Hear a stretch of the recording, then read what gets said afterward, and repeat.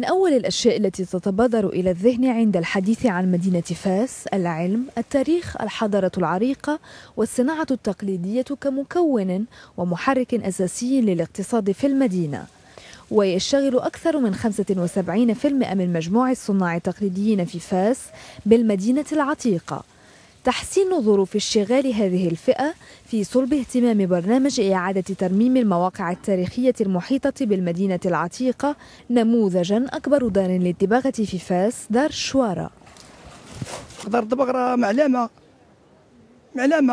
رجل راه 300 عام ولا اكثر من 300 عام عندها هنا في دار الدباغ. هذه المعلمة اللي كتشوفي انا اكبر دار دباغ في المغرب. ان شاء الله بحول الله الا كانت الترميمه هذه راه ماذا بينا يعني غادي تزيان القضيه وغادي تزدهر حتى الخدمه فيها، وبنادم يخدم يعني مرتاح، ما يبقاش هو خدام هو خايف. يزيد عمر دار الدباغة هذه عن 300 سنة، ويعمل بها أكثر من 600 دباغ، فيما يزورها حوالي 90% من السياح المتوافدين على مدينة فاس.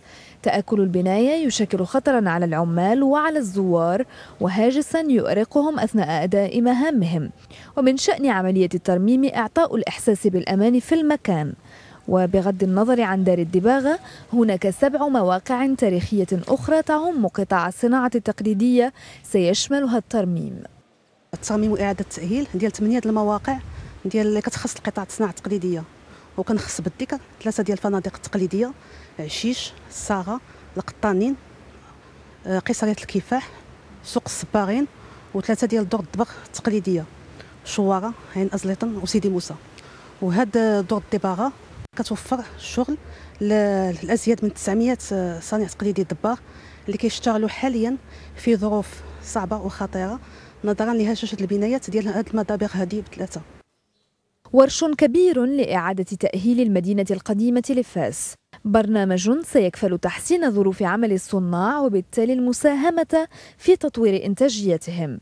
أما الهدف الأسمى هو الحفاظ على طابع الحياة التقليدية في المدينة العتيقة وضمان استمرارية وجود بنايات تحكي عراقة وعمق تاريخ المدينة.